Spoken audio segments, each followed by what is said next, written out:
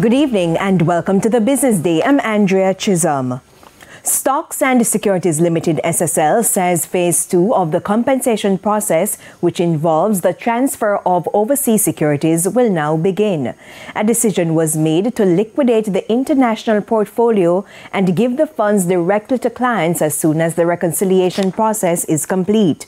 The notice says the decision was made after exploring all possible solutions and considering the cross-border nature of these assets.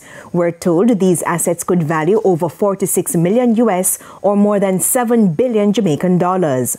The final phase of SSL's client reimbursement process is related to promissory notes.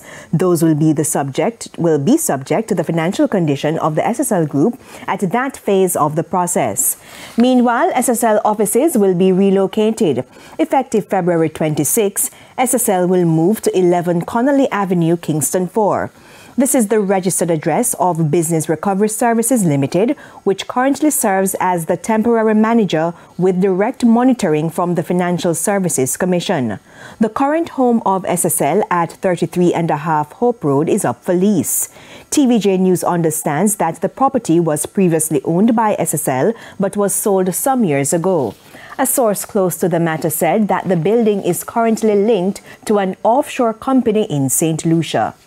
Tourism stakeholders do not expect a fall-off in visitor arrivals as a result of the travel advisory against Jamaica and other countries in the region.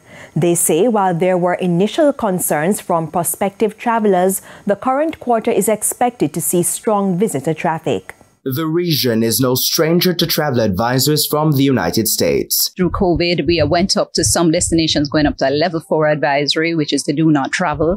It's something that we have been able to work with our tour operator partners, our travel agents, our customers. So they understand when they come to the Caribbean that they'll be well taken care of. They will have a seamless experience. They will have a wonderful time in the countries. In January, the U.S. State Department issued a Level 3 advisory urging citizens to reconsider traveling to Jamaica, primarily due to crime and concerns related to healthcare services. Tourism Minister Ed Bartlett admitted there was some anxiety in the market after the news. There is some level of, softening, but we're still tracking ahead, not at the pace that we anticipated. But we're in the market and we're working with our teams and we're recovering, whatever lost grounds there might be in terms of confidence.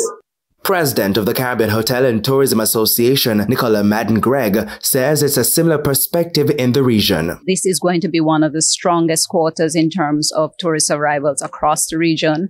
So I wouldn't think that there is any lasting effect. There is the initial kind of, what is this? But I think as persons do their own research, their own discoveries, speak to their travel agents, speak to their family and friends, actually speak to persons who have visited the destinations, they go, oh, okay. They say the region's reputation continues to stand on its own. Any country in the world that has a 42% repeat business says you wake up this morning and 42% of your clients are back. That's a great thing. So Jamaica has that. And so for us, it's now a matter of just holding the hands of our people in there and reinforcing what they know already, because they have been coming. Crimes against visitors is very, very, very small across the region. In some cases, less than 1% of a percent, really, really low. And that we take very serious care in terms of ensuring that what we provide to our visitors is really a wonderful experience. Both, however, agree there is work to be done. For the Business Day, I'm Javon Keys. Foreign currency trading ended today with banks and cambios selling the US dollar for an average $157.89.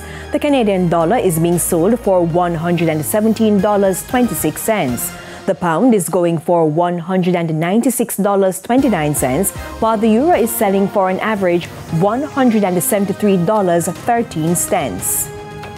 And to the stock market now, the JSE index lost 3,941 points today, while the junior market declined by 20 points. Among the 45 winners, JMMB Group 5.75%, US dollar CR preference shares, ISP Finance Services, Carbon Producers Jamaica, EPLI 7.5% preference shares due 2024, and JMMB Group 7% variable CR Jamaican dollar shares.